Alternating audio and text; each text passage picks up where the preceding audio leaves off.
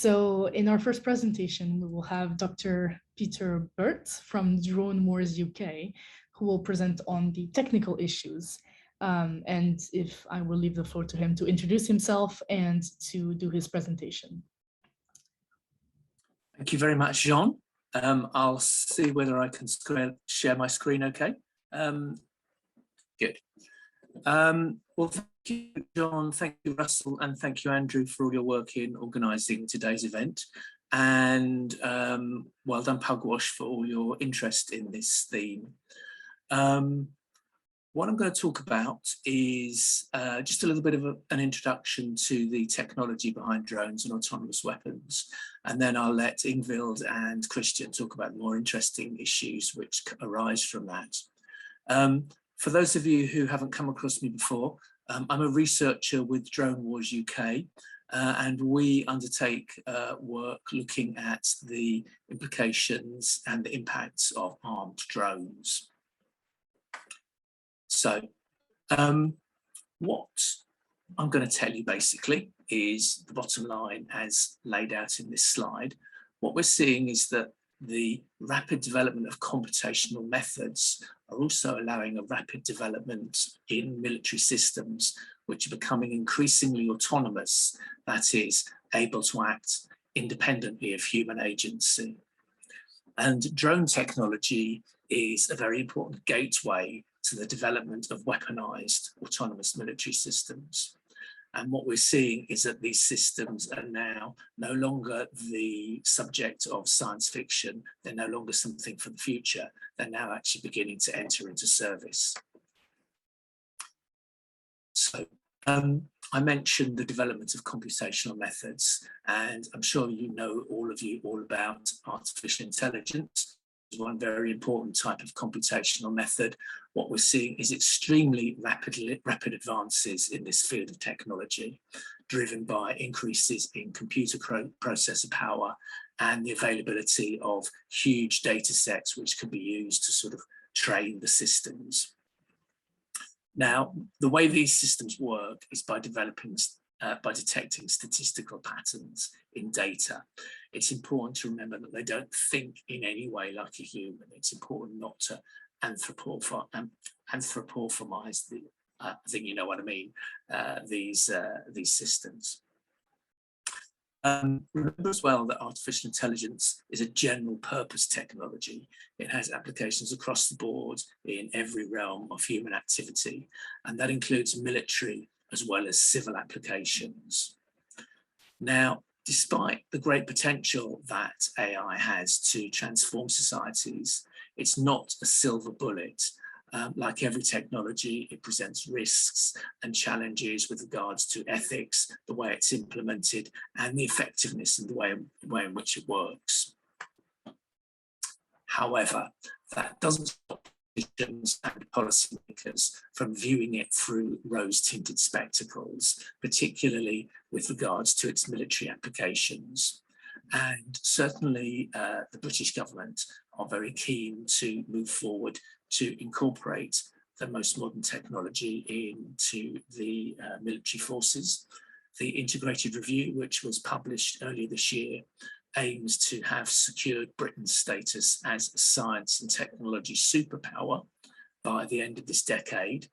And the first and most important pillar in that review is about sustaining what the government calls strategic advantage through science and technology. A couple of weeks ago, NATO published an artificial intelligence strategy, and the authors of that strategy have said that one of the aims is to out-adapt competitors and adversaries, and that NATO needs to work on AI systems in order to maintain NATO's technological edge. So take a note of that. These views for the use of artificial intelligence are not based around securing general benefits for society as a whole. They're based around achieving an advantage, be it economically, politically, military, for the elites who run the governments. Okay. Looking at artificial intelligence and drones, what we're seeing is that drones are one of many areas in which computational methods and artificial intelligence are being applied to help develop systems. They've been long used for navigating and piloting these systems on an autopilot basis. We're now seeing that they can be used for launch and recovery, allowing the aircraft to take off from land. And we're also seeing them being used for the analysis of sensor feeds, video feeds, to interpret data and potentially recognize targets.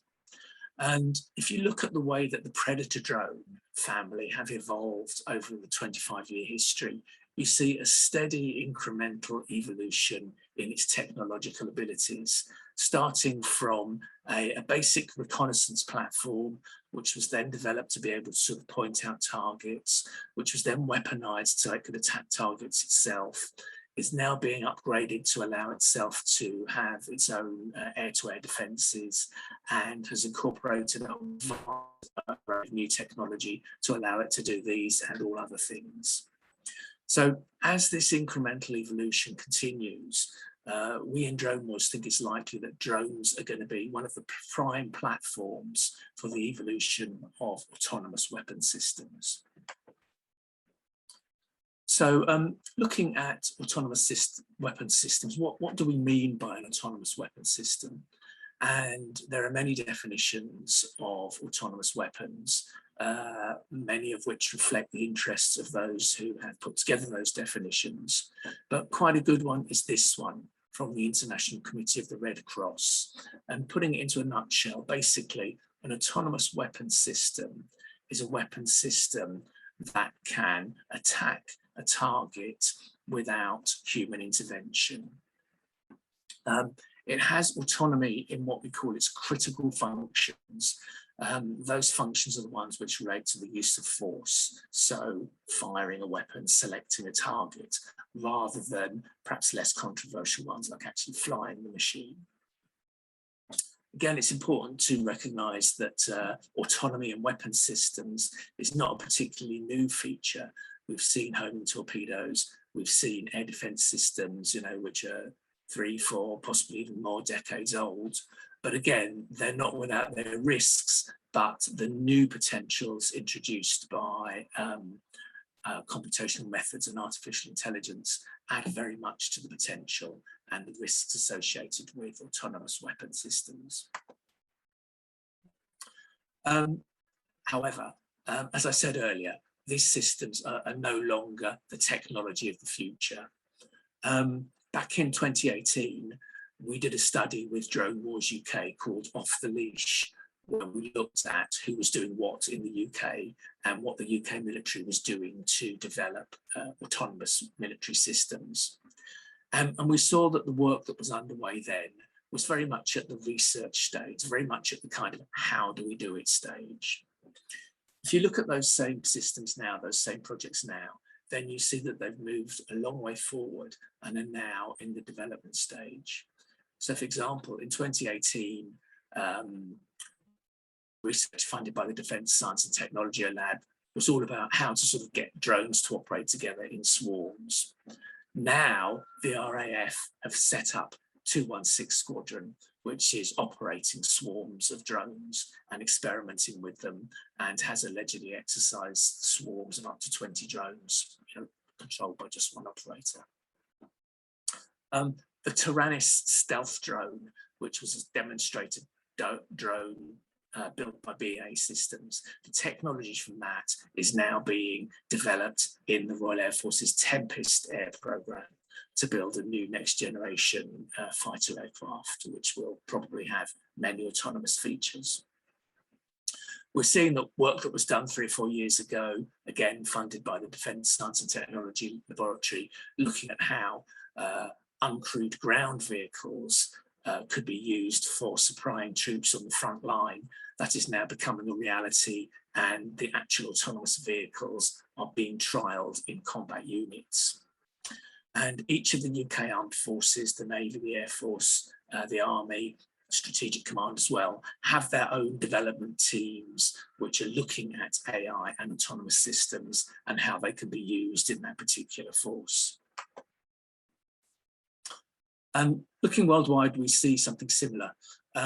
There's a very interesting publication called the State of AI Report, which comes out every year, prepared by a couple of AI investors, Nathan Benach and Ian Hogarth. And they, in this edition for 2021, which has just been published, they focus on military AI as one of the areas which is moving forward very quickly. And they say AI is now an actual arms race rather than a figurative one. Again, they recognise that military artificial intelligence is now moving into production and use. They say that was a line that was crossed this year. And in evidence, they give 3 examples.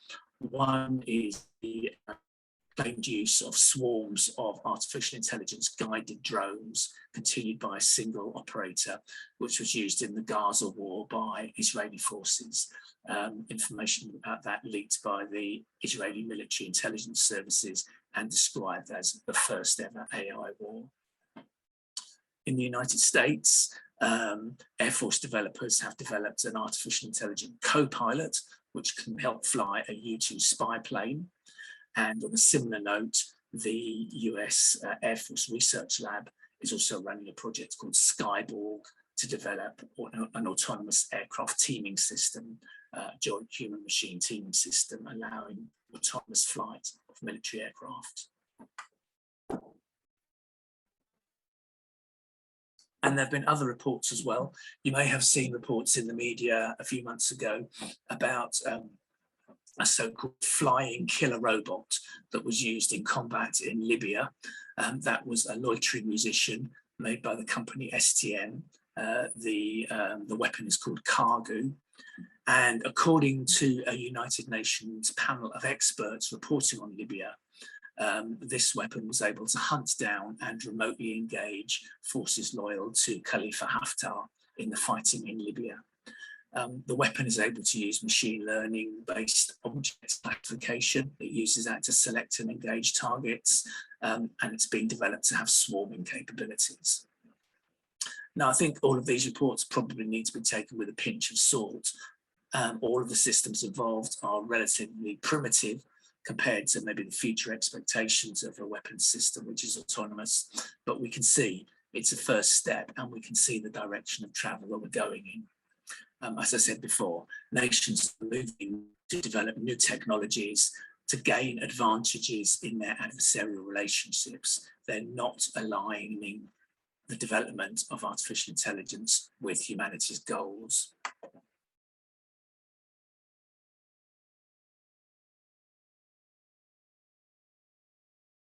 Sorry, Peter, you're muted. That's okay. Am I unmuted again now? Yeah, you are. Great. Okay. So what can we do about these issues? And I've put together 3 things that are wanted to help us move forward. The first thing, I think, is effective regulation at the international level to control the use of autonomous weapons. We need an international legal instrument which will always require meaningful human control over weapons which can kill humans. We can talk a little bit more about that in the Q&A if necessary. But the existing laws of war on their own, in my view, are not adequate for those purposes. We need more investment into AI safety research and AI alignment. So what that is work aimed at sort of mitigating some of the risks associated with AI and making sure that AI, again, is used to benefit humanity. AI alignment to meet human needs. Peter, you're muted. Yeah. Sorry, yeah, I keep getting a message saying muted by host, so sorry about that. Finally, what we need, I think, is accountability among researchers and funders for the systems that they're developing. We need much more of an ethical understanding and an ethical base among the researchers and funders, and responsibility from them for the systems that they're developing and the uses which they put to. So I'll end here and now, and we'll hand over to back to you, Jeanne, for the next speakers. Thank you very much. Of course, absolutely. What a great presentation. Thank you very much for this. And actually now, so please, if anyone has any questions, put them in the chat, once again with the prefix question again, and we will get to them at the end. We will now go to Dr. Ingvild Bode, who is the principal investigator of the AutoNorms project, who will discuss the international politics. So on to you, Ingvild. I'm so sorry. No worries. Let me just share my presentation as well.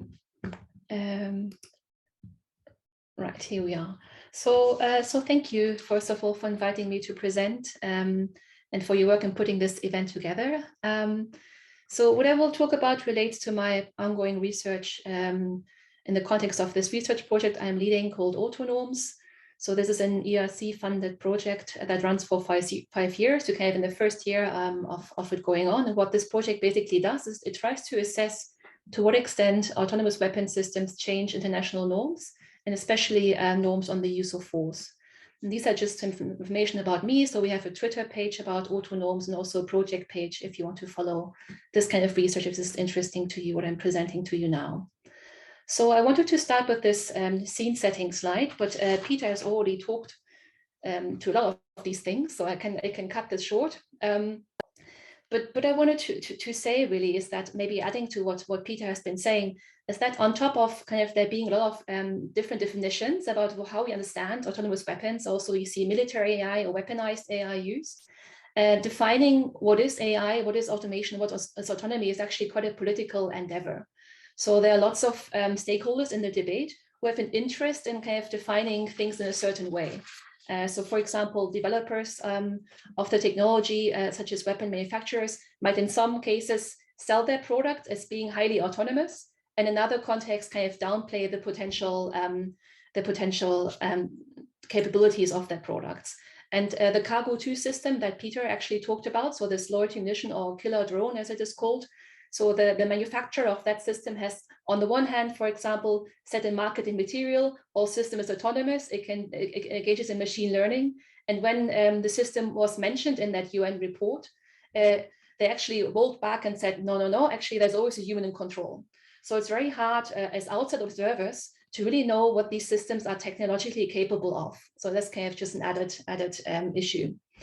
What I also find is that why we use a lot this kind of catch-all term, autonomous weapon system, that kind of makes it seem as if there's kind of a clearly definable category of weapons out there, when, as Peter has already highlighted as well, these kind of autonomous features can be part of any type of weapon platform that you could think of.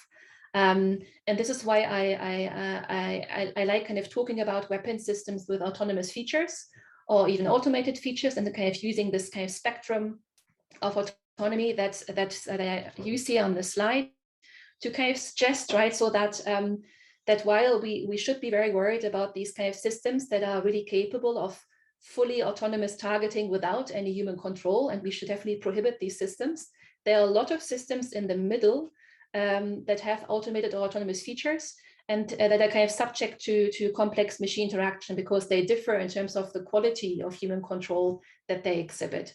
And I want to look in my presentation really on this kind of bracket in between. And I want to do that by asking, are weapon systems with autonomous features actually new? And as Peter has also already told us, the short answer is no, they're not, right? So at the moment, we are kind of we're seeing a definite increase in the number of these systems and the technical capabilities of them in terms of machine learning, for example. But there are a number of these systems that have autonomous features that in their critical functions, so again, this always means targeting, that have been around for some time. And I just highlight some of them here. So for example, air defense systems and guide munitions have been in operation for decades.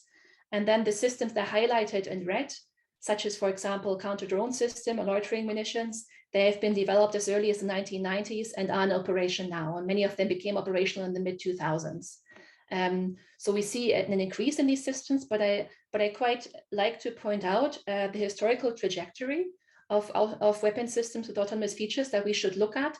And also because I think this can tell us something about what is particularly problematic about these systems, especially in terms of how they circumscribe human control.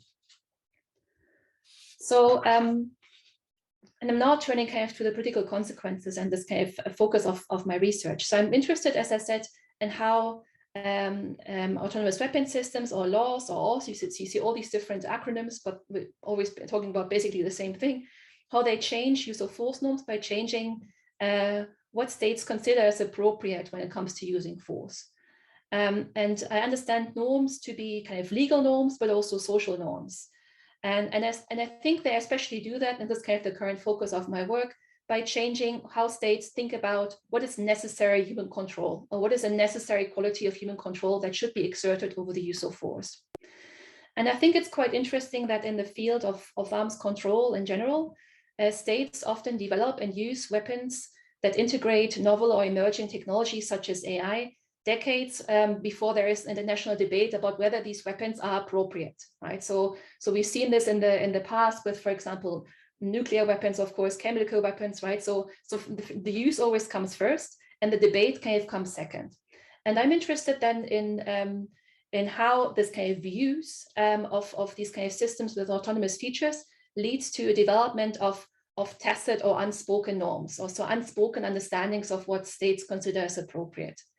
And this is, of course, not to say that this is a totally ungoverned area. Obviously, states have to adhere to general principles of international law, such as international humanitarian law, but there are no specific international regulations governing autonomy in weapon systems.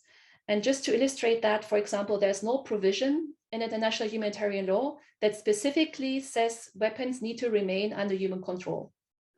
So nowhere in the letter of international humanitarian law does it say that, right? So there's a big argument that this is kind of an unspoken assumption, an implicit assumption that is in the spirit of international law, and that to adhere to certain core principles of international law, such as distinction, proportionality, necessity, you need a human to be in control. But I find it quite worrying that this is not written down, right? In kind of it's not in the text. And I think maybe it's not in the text because there was, before this kind of grand development of autonomy and AI, it was never perceived to be necessary, maybe, because it was kind of obvious that weapons would remain under human control, but it's no longer that obvious. So I say basically that this has become a problem because states can now argue that there's no positive obligation to ensure human control in the letter of international law. And my focus is then on how really these kind of practices of using these systems are changing the role of human control. So I consider basically state practices with regard to different types of weapon systems with autonomous features, and study what we can find out about how states think about what is an appropriate level of human control. And the first kind of type of weapon system I studied is air defense systems. And this was actually published in a report that was co-published with the good people at Wars UK called Meaningless Human Control. And here basically, together with my colleague Tom Watts, try to unpack how practices of designing, of training personnel for, of operating air defense systems have fundamentally changed the role of human operators and the role that humans occupy and using and retain over the use of force, basically. And the major kind of qualitative change that we can point to is that the role of the human operators has become minimal, but it also has become increasingly complex to integrating these autonomous and automated features.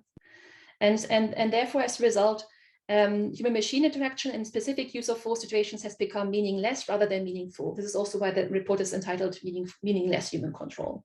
So what do I mean by that? So we looked at basically these three types of practices of design, first of all. So these really relate to how the programming of certain autonomous features makes it functionally very difficult for humans to continue to exert control from the design stage onward.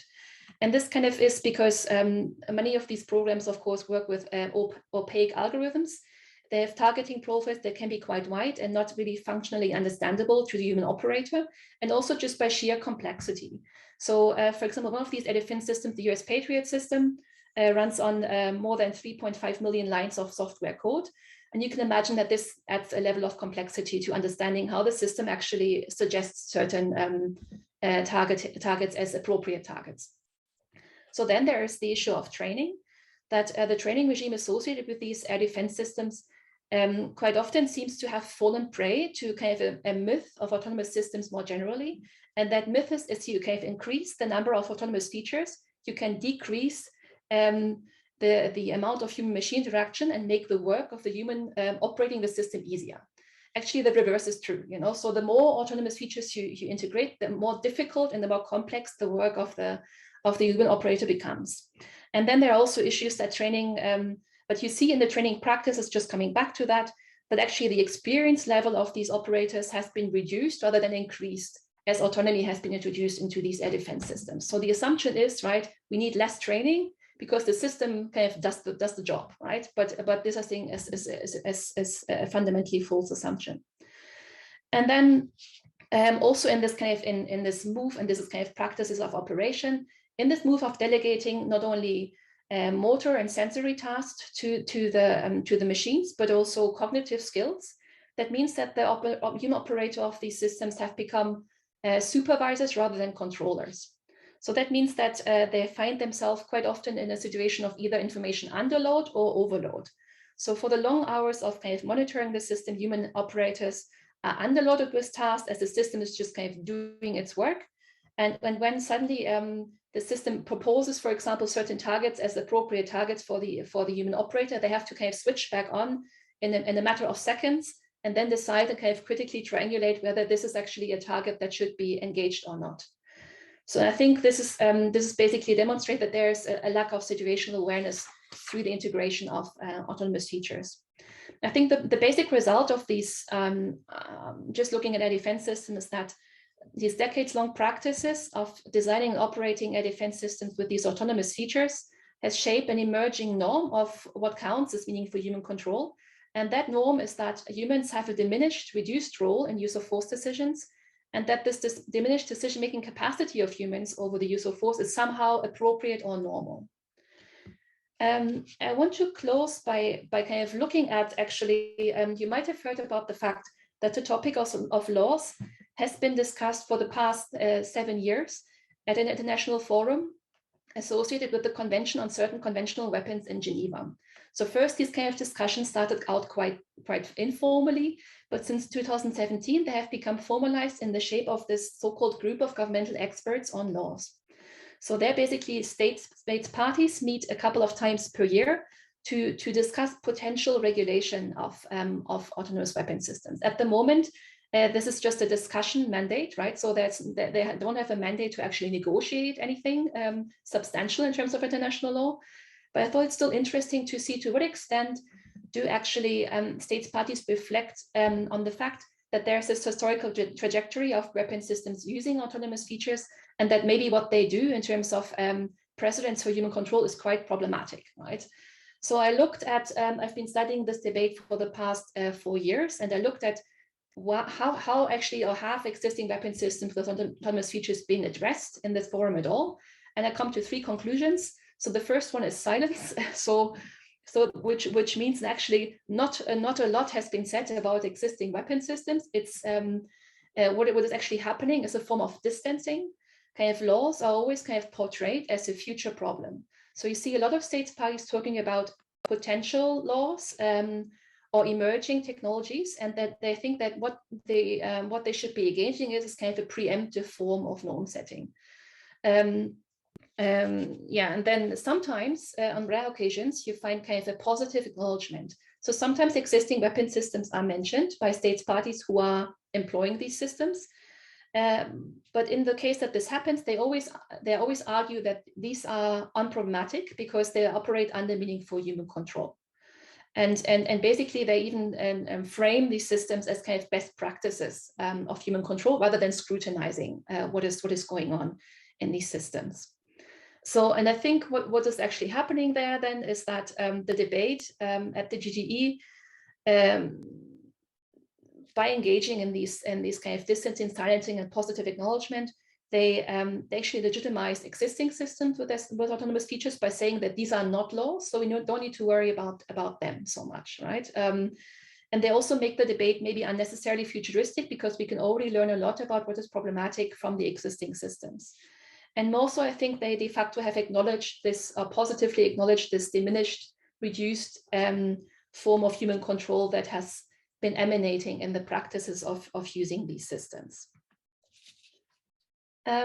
Just to conclude, and my conclusion is quite similar to Peter's, is that first of all, I think what is really necessary is to counter this kind of narrative that you see around very often, that this is the further kind of weaponization of AI, or the further integration of AI into all kinds of military system is kind of an inevitable progress, right? So that in a way states can't really resist, you know. So that you see a lot of these debates that either kind of push it towards the competitors, you know, so saying, for example, from a Western perspective, China and Russia are doing this, so we have to do this, right?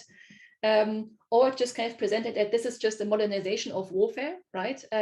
So we also have to adapt, right? And I think this is just not good enough, right? Because I think this is not something that the policymakers are just exposed to and kind of are witness to, but they're actually shaping this, right?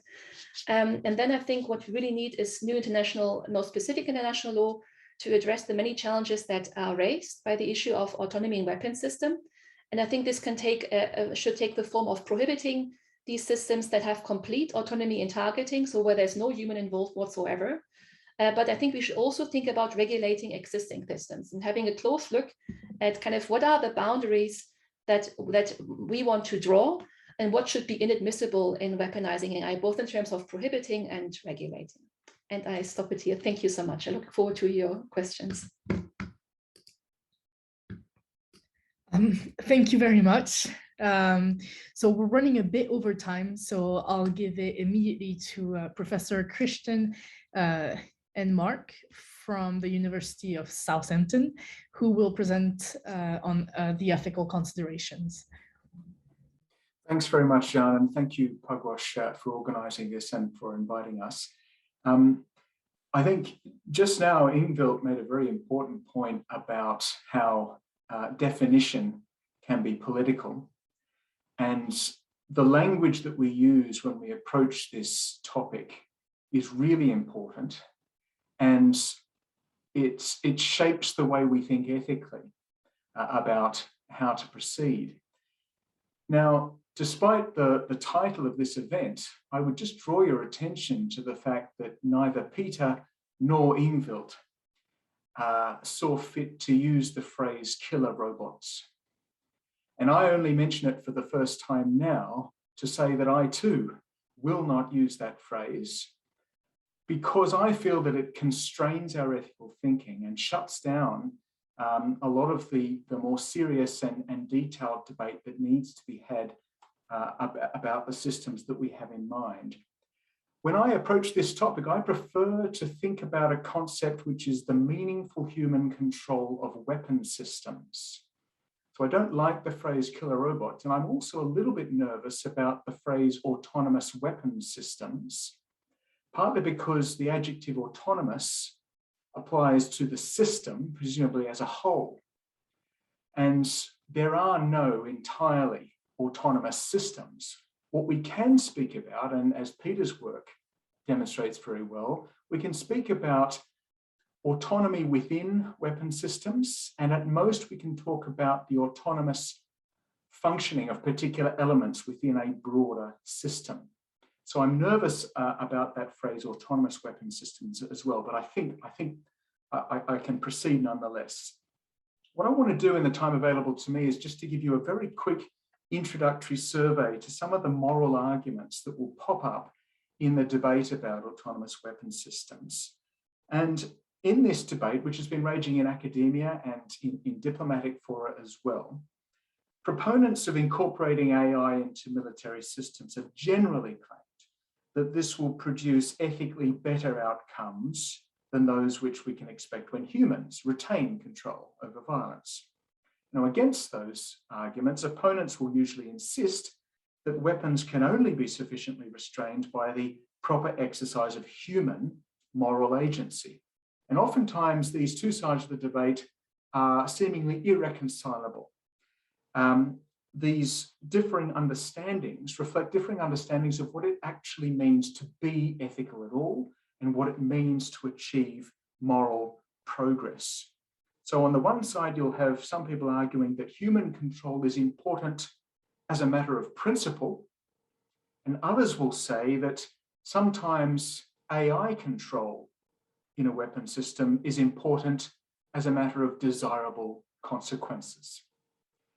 Now, the consequentialist case in moral terms for autonomous weapon systems in which AI, rather than humans, performs that critical decision-making function is simple and quite intuitively appealing. The consequentialist case is, if we incorporate AI, we could reduce the risk of injustices resulting from state violence.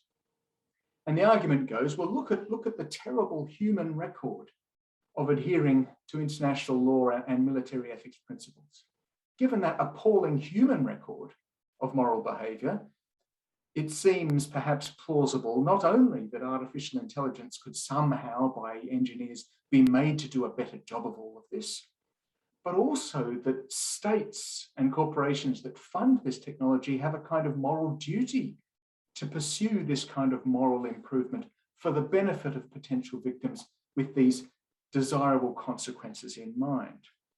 So, whereas the committing of atrocities historically is often driven by humans' physical and emotional responses to danger and violence, the argument goes that, well, AI would be incapable of feeling these responses, such as fear and anger. And so AI would be less likely overall than humans are to generate unjust effects. So that tends to be how the argument goes. But of course, when you're arguing about consequences, it cuts both ways, and you'll see consequentialist arguments against that to say that, well, even if the introduction of AI-controlled violence does demonstrably cause a reduction of unjust harms on a kind of incident-by-incident basis, that benefit incident by incident might yet be outweighed over the long term by the harm of an overall AI-driven increase in the risk of violence occurring in the world. Now, there are those, though, that don't stick with these consequentialist arguments when debating the incorporation of AI into weapon systems, and will then instead make more arguments on principle. And these are fascinating as well. And the focus again is on that critical function of decision-making, should it be performed by a human or by some kind of AI technology. And these principle-based arguments tend to be that, well, having AI in control is morally unacceptable for up to three broad kinds of reasons. First of all, for a human to be killed by AI would offend human dignity. The second argument tends to be that, well, AI is incapable of moral agency. Therefore, there can be no moral deeds in AI hands, so to speak. And the third principled argument tends to be, well, look, AI cannot bear moral responsibility. It cannot take responsibility for any wrongdoing. And that's why human control, where there is causal and moral responsibility for violence, needs to be intact and in place all the time. Now, in my view, the dignity-based argument against AI is an interesting one. It comes down to this strong intuition, perhaps, that we all have, often raised by organizations that campaign against so-called killer robots, this strong intuition that, well, maybe there's something morally repugnant about the idea of affording to a machine or a technology a discretion to kill human beings, because this doesn't even afford people the very minimum of respect that a human victim deserves, which is to have at least another human decide and act to kill them. And yet when you start delving into this dignity-based objection to AI in weapon systems, I argue that you find that actually human dignity is offended in a great many ways, and it becomes difficult to argue that robots or particular weapon systems that are called autonomous weapon systems, for example, offend human dignity in a different or particularly bad way, such as to set these weapon systems apart. But fortunately, there are some better principled objections to incorporating AI in weapon systems as well. And one of those better objections is based on simple capacity. And really, the idea there is that AI performing ethically, the idea of an ethically performing robot is a non-starter because only humans can ever exercise moral judgment. Judgment is something that can only be exercised when the person, entity doing the judging, has lived experience and learning. That's what it means to judge. That is distinct from mere calculation or mere computation. And it is an inherently imprecise task to be engaging in moral judgment. But if, by contrast, you were to insist, no, the decisions can be just reduced to numbers, that ethics is really only just an engineering challenge in the sense that ethics needs somehow to be computed, you run the risk of reducing ethics itself to a radically thin concept, a concept of merely computed ethics that denies the essential contestability of ethics. It denies the possibility of moral dilemmas. It denies the possibility of incommensurable moral values, however hard an engineer might try to ascribe numerical values to those different interests. And also it rules out a very important element of what it means to be moral, which arguably we humans only have, which is the idea that being moral means being virtuous, to be compassionate, to be loyal, to be courageous.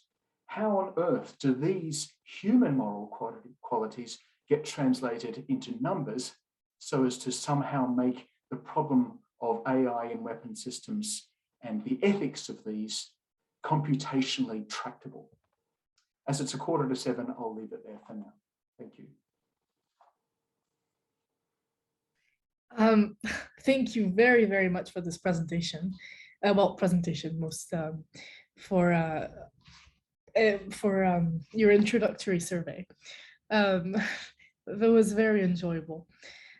So for now, we'll actually go to the questions. So we have a few.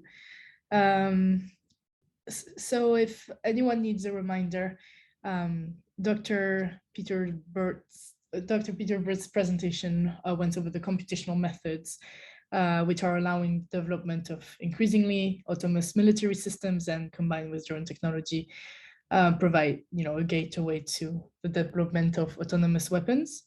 And if anyone has any questions, please, once again, put them in the chat right now. So for you, Ingvild, we have a few. One being, so talking about land, so a question from Eric. So what about land and sea mines, which are not under human control? They only became illegal by a separate treaty, not by general international law or the laws of war. Can you please, give us a bit more of explanation when it comes to the difference and etc. Yeah, I can respond to that one. Thank you for that question. I completely agree. So some people would argue, myself included, that the problem of human control or the absence of human control is actually much older as a problem than the discussion about autonomous weapons. So I would completely agree that landmines and sea mines are kind of a dumb form of autonomous weapon system in a way, because they are completely autonomous and we don't really know when they will target or who they will target, in fact, right, if they're just left in the ground. And I think it is my hope, right, so that would also be a specific international treaty for autonomy in weapon systems, much like these previous efforts. Okay, thank you. I hope that answers your question, Eric. We have a question also from Team Strit for you once again, Ingvild. Do you see a correlation between the nature of the state's domestic political institution more or less democratic, more or less militaristic, and whether the state will or will not develop laws or similar weapons. Yeah, thanks so much for that. And I also would like to hear Peter's answer to that, actually. But I would say, just kind of starting this off, that I think this is an interesting point, not something I've looked at in a great detail so far. I think in terms of the more or less militaristic societies, I can definitely see a correlation there, because if you look at the kind of the big developers of autonomous weapons, which includes the US, Ukraine, Australia, but of course also Israel, Russia, Republic of Korea, and China, all of these are quite militarized societies, of course, in different ways, right? When we talk about the Western, when it compared to the authoritarian regimes, but they're still militaristic in a certain way, right? And I think maybe that also means that there's a higher buy-in into this AI tech war narrative that has been circulated quite profusely over the last decade or so, or especially the last couple of years. But I'd like to hear what Peter has to say about this one, and Christian, actually, as a matter of fact. Shall I go next? Thank you for the question, Tim. Tim, I know you've done some very interesting work yourself on a broader issue of the link between democracy and nuclear weapons policies. So I think this fits in very nicely with the kind of question that you're asking and the work you've done. I think to a certain extent it depends on what do you mean by democracy. Because I don't see any, even in any of the so-called democratic states like this country, the United States, I don't see any kind of meaningful consultation with the broader public about what they think of these weapons and the ethical issues underpinning them. Far less any consultation with people in the rest of the world, people in the Middle East, women, people with brown skin, the kind of people who these weapons are likely to be used against. So I think there is kind of definitely a democratic deficit, whoever is developing the weapons. I read quite an interesting article today, basically saying that it's going to be countries like China that get an edge in many of these more repressive areas of the use of AI technology, basically because China has the companies that are doing a lot of the work on things like facial recognition. So that's not a good sign. But I think, yeah, the issue here is basically that technology is not neutral. If you develop any technology, you know, an AI technology for militaristic aims, then you are basically developing an oppressive technology. May I add something as well, Jeanne? Yeah, absolutely. The question refers to, you know, whether the nature of the domestic politics affects whether or not autonomous weapon systems will be developed.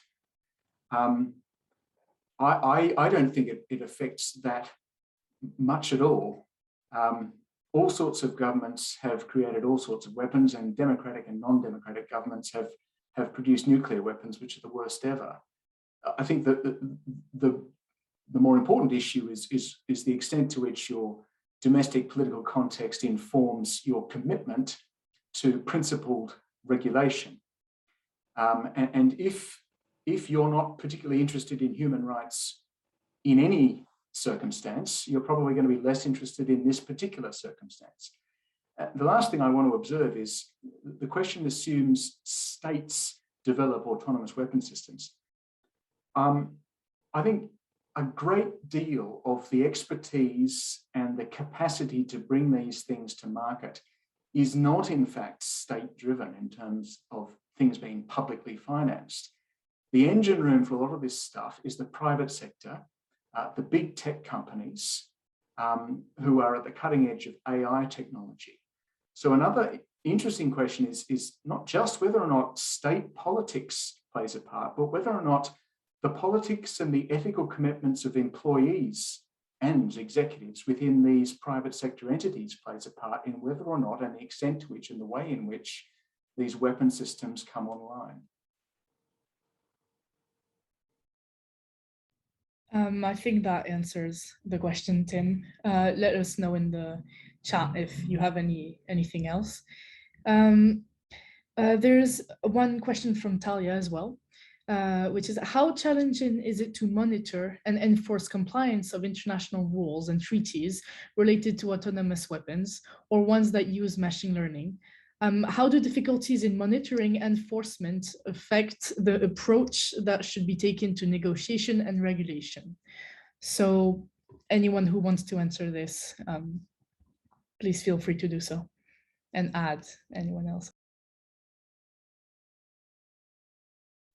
Shall I kick off for a quick starter for 10? And Christian and Ingvild, I'm sure you can build and develop much better what I'm going to say. I think this is a very good point, so thank you for raising it, Talia. Clearly, the monitoring and enforcement of any international treaty is difficult because we don't have any international, in many cases, any robust international enforcement agencies that aren't hobbled by their own sort of international interests. So it's an issue. We've seen a number of treaties in difficulties over recent years in relation to arms control. That's not a good sign. I think the main issue, though, is not so much that the kind of wording of the treaty as much as the norm that it sets out. If you can kind of create an international norm that everyone wants to buy into, everyone appreciates it's in their own interest to do that, you set up a taboo in the same way that there's a taboo, for instance, against the use of nuclear weapons. That perhaps in some ways is more powerful than the actual legal instrument itself, but I'm sure other people have other views on that.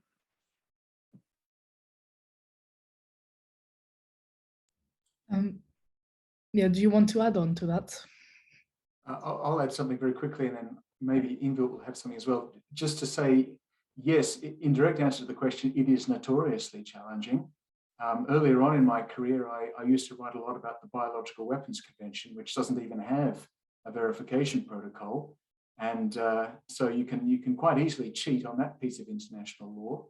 And on this particular prospective piece of international law, a great deal will come down to the definition of what exactly is being regulated. But given the difficulty across the board in terms of arms control and disarmament of shaping state behavior through international law, Peter's quite right to say, or to imply, God forbid we should only be relying on the law. The establishment of norms and taboos is going to have a kind of normative force in between state entities, and the private sector as well is a source of those norms. We've seen thousands of AI engineers and roboticists sign up to the AI Asylum R principles. Google, off its own bat, has come out with a set of AI research principles, perhaps for reasons of commercial attractiveness or what have you, but it has come up with them. And so there's so much more to the governance of this, and there's so much more to the way that we go about restraining behavior than merely trying to get people to obey international law. Yeah, just to add to that quickly, I completely agree with the previous speakers on this. I think it's kind of interesting that this issue of verification that you raise, Talia, it's also raised very prominently, as it presented as a big obstacle to why it would be so difficult to have international law on autonomous weapons, when of course this is not an issue that is in any shape or form unique to autonomous weapons. But this has been an issue before, so I think it's quite interesting. There's also political will in raising this, or actually a demonstration of a political unwill, maybe. But I also find what both Peter and Christian said very intriguing in the way that that the law is, I think it's a good kind of base, and I think it is important that there is this positive obligation for human control that is written down in the law. But then as well, the law is not, it's just kind of a starting point, right? So I think in terms of the knock-on effect that such a legal norm could have, I think that is much more important. And then it's much more about how states and other actors become socialized into this norm and into thinking that this is an appropriate standard of behavior, right? That should be followed and that should be pursued. Yeah. Yes, thank you. So we have one more question from Eric, and then I think that'll be the end of this event.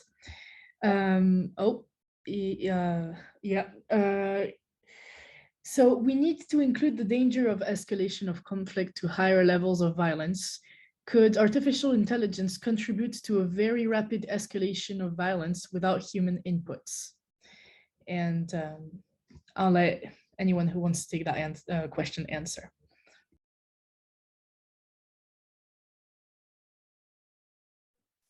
Well, shall I kick off again, and others please add or contradict as you see appropriate?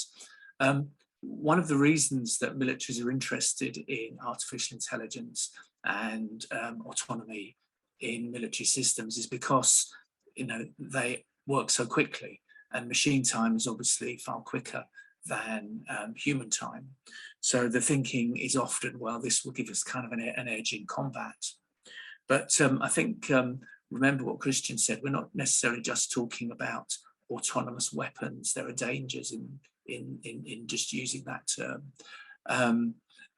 Military systems of all types can use artificial intelligence, including decision support systems, including command and control systems.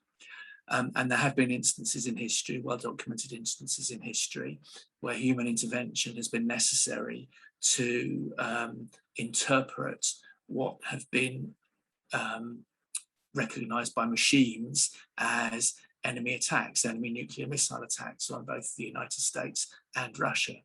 So you can see situations whereby if you give too much dependence to your artificial intelligence system, then yes, you can find very rapid escalation, you know, a kind of flash war developing more quickly than humans can understand or control. That's obviously one of the risks. We don't know because it hasn't happened yet. Hopefully it never will happen, but it's definitely a risk. That's a good answer, so I have nothing to add. Yeah, I might just add one little piece, which is that that I completely agree with what Peter has said, and I also think it's interesting the way that speed is always only most often highlighted as a kind of unique advantage, but it's never really seen as a disadvantage in the military circles, it seems. So it's always about increasing speed, right? And this is why we need more autonomy. But there's also value, right, to having human slowness, right, in decision making, especially on the use of force, to kind of slowing us down. So I think in a way this kind of speed thing is again a part of this narrative of AI being inevitable, right? And I think that's very dangerous.